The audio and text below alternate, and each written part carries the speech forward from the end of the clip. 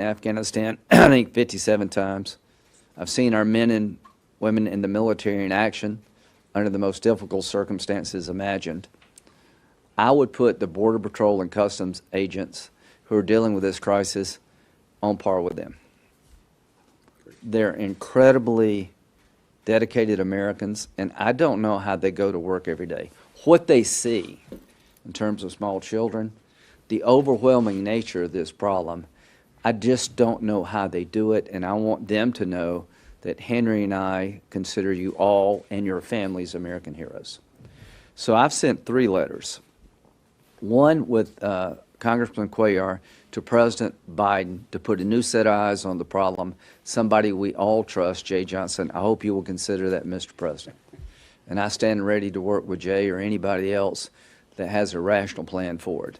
Number 2, I've written a letter to Dr. Fauci, and I'll give you a copy. I don't know what we should be doing, but I know this. I'm vaccinated.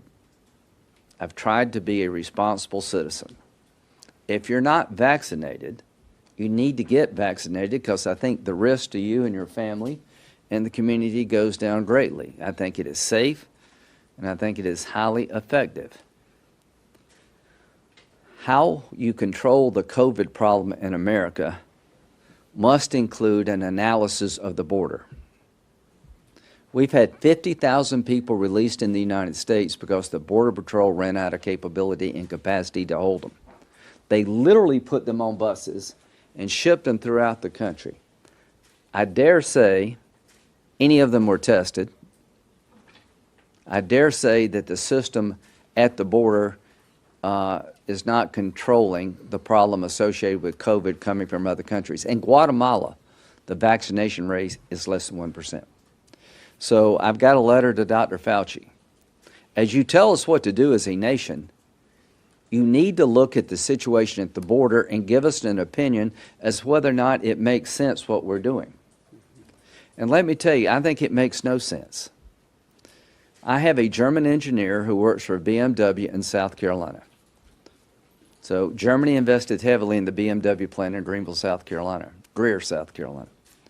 The man wants to go home to see his, I think, mother or father, somebody who's critically ill, and I'm having to move heaven and earth to get him legally able to go back to visit his mother in Germany.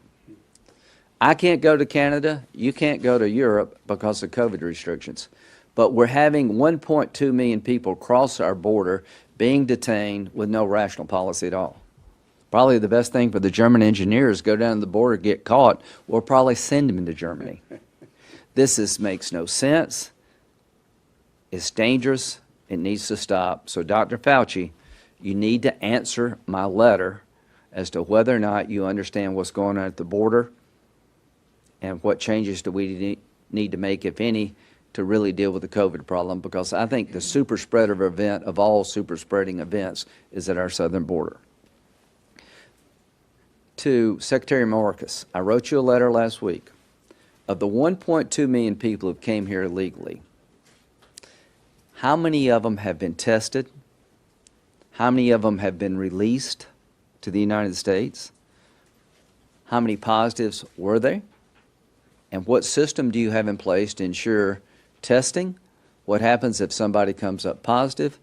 And of the 1.2 million, how many have been allowed to stay in the United States? And what protocols do we have to deal with COVID? To the NGO community in your district, they're American heroes on the same footing as the Border Patrol. The Catholic charities and others are giving refuge to these folks. They're being overrun, and the system is literally broken. We're creating a national security nightmare for this country. It would be very easy for terrorists to integrate themselves in the flow of illegal immigration.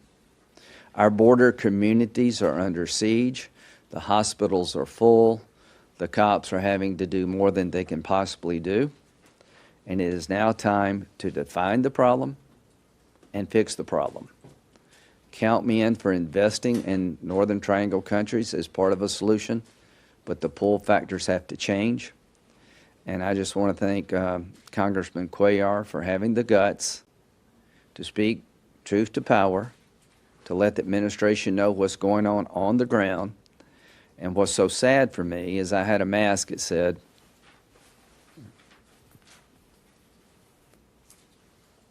"Mask up the border." I mean, if you're really worried about who should be wearing a mask, you need to fix the border.